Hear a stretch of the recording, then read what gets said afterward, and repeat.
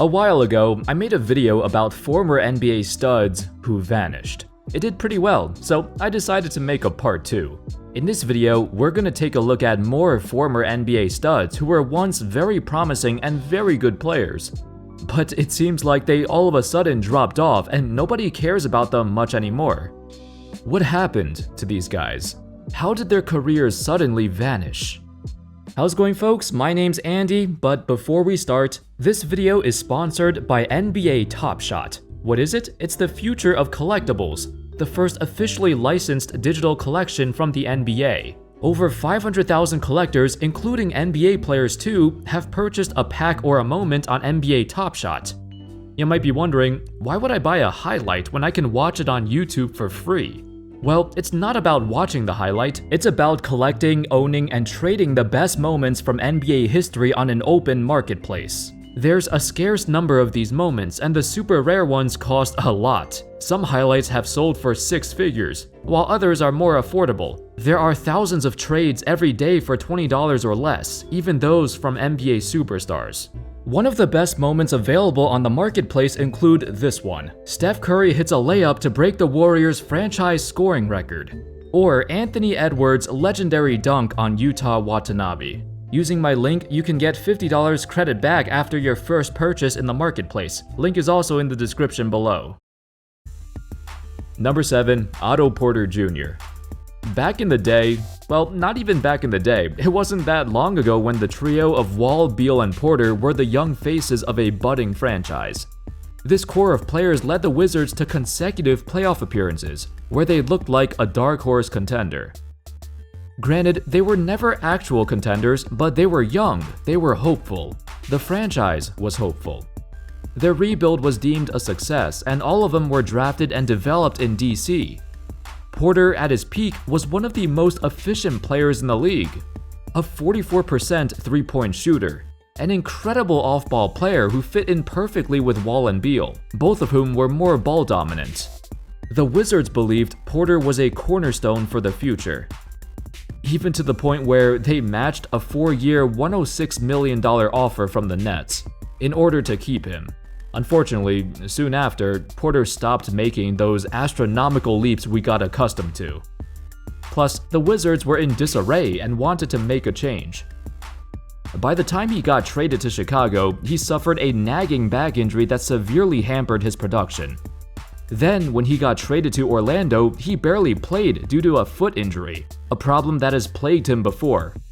Porter's best days are behind him, and it seemed like he vanished overnight, from a productive third option on a young, rising squad to complete irrelevance. Number 6. Jonathon Simmons. There was a time when the Spurs found a gem. The undrafted Jonathon Simmons found a nice little niche in San Antonio, primarily as the backup to Kawhi Leonard. With Kawhi going down with an injury in 2017, Simmons had the opportunity to start and took full advantage of it.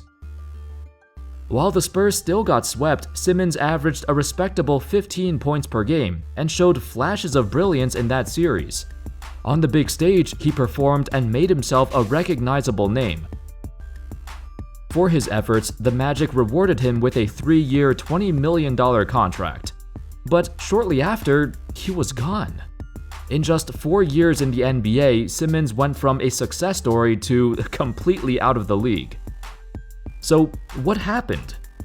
The issue is, he's on the older side, as he came in very late. After a trade to Philly, there wasn't much use for him, especially after he got paid. Other teams didn't show much interest because the league is filled with young upcoming wing players. Simmons was decent, but not good enough to warrant interest among other teams. Nobody wants to waste a roster spot on him, especially since he doesn't have a whole lot of experience either. Number 5. Allen Crabbe. Crabbe's game wasn't anything spectacular, but he worked his way to become a notable name in a league that was quickly shifting. In Portland, he developed into one of the best three-point shooters, in some years hitting over 40% of his threes. In all those years as a backup shooting guard, Crabbe was the ideal fit on the Blazers. His efforts were rewarded with a $75 million deal in the notorious summer of 2016. However, as the years went by, he got traded a few times, and in 2020, he was waived by the Minnesota Timberwolves. As the Wolves were packed on the wings, they had no use for Crabbe and just threw him at the end of the bench. I expected somebody to pick him up, but as of this video, he's still unsigned. It's confusing, actually. Previously, he had a solid season in Brooklyn, so it's a surprise nobody offered him a new contract. Granted, he's still fairly young, so I expect him to be back. Number 4. Rondae Hollis-Jefferson. Before Brooklyn became a powerhouse, Rondae Hollis-Jefferson was a bright spot on a team that was desperately rebuilding. After that devastating trade with Boston that left them with nothing, the Nets rebuilt better than we expected. Guys like Caris LeVert, D'Angelo Russell, Spencer Dinwiddie, Jarrett Allen, Rondae Hollis-Jefferson, they made the team very fun to watch and created the foundation for the team's culture. Unfortunately, they weren't around to see it. Hollis-Jefferson had a solid 2017-18 campaign, but afterwards, his career fell off a cliff. Within the span of 2 seasons, he went from a productive starter on the Nets to signing 10-day contracts just to keep his career alive. And even then, it wasn't working. The Blazers didn't find much use with him. Like the Wolves with Crabbe, the Blazers were stacked with wings, and he couldn't find minutes in a deep rotation that already included guys like Norman Powell, Robert Covington, and Gary Trent Jr. Now, I don't think anyone expected RHJ to become a star or anything, but he was on his way to having a very prominent NBA career. That was thrown out the window. It's not his fault, nor is it the Raptors or Blazers' fault. They just don't need him. But I think he could find a role on other teams. He needs a change of scenery to get his career back on track. This guy is too young and too talented to be sitting at the end of the bench, doing nothing. Number 3. Ryan Anderson. I don't know about you, but the first thing that comes to mind when I think of a modern-day stretch 4, it's Ryan Anderson. He might not be the best shooter we've seen, he might not be the best stretch 4 we've seen, but his role on the Magic, the Hornets, and Rockets was crucial in shaping an entire system. Players like him are why small ball lineups worked and paved the way for the future of this playstyle. A power forward who can shoot and rebound is super valuable regardless of what style of play the team wants to run. If you have a dominant big man who needs some space, Anderson was highly sought after. If you have a superstar guard who also needs space to drive, Anderson was the perfect complement. Sadly, Rhino's life was nothing but a tragedy. Off the court, his girlfriend's suicide in 2013 mentally destroyed him. Believe it or not, one of the heaviest quotes I've ever heard from an NBA player came from Anderson. When somebody asked him about his girlfriend's death and how he could get in the right state of mind to play basketball, he responded, "I can finally say after a long time of thinking that there's no hope and there's no future, I can see a hope and I can see a future." Anderson proceeded to have the best seasons of his career. By 2020 though, he started to slow down. He bounced around a few teams, but they realized that he wasn't worth keeping anymore. The once prominent stretch 4 saw his percentages plummet, and if he wasn't providing that, then there's not much use for him. Number 2. Monta Ellis.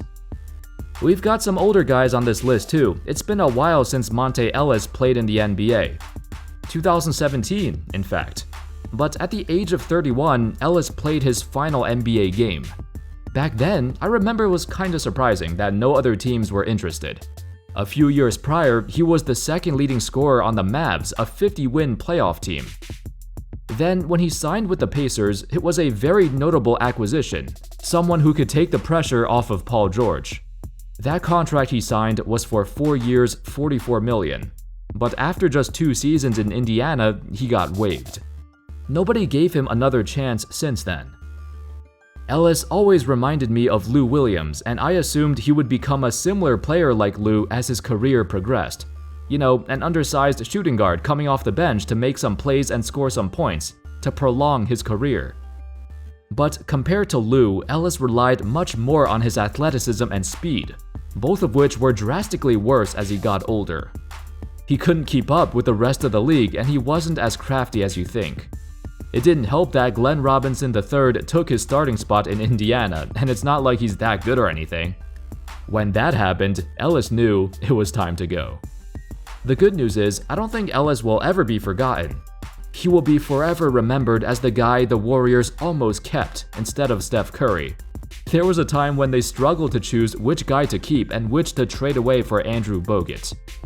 Can you imagine if they traded away Steph instead? History would be so different.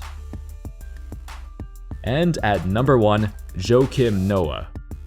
In the 2013-14 season, Joakim Noah finished 4th in the league in MVP voting, and he won the Defensive Player of the Year.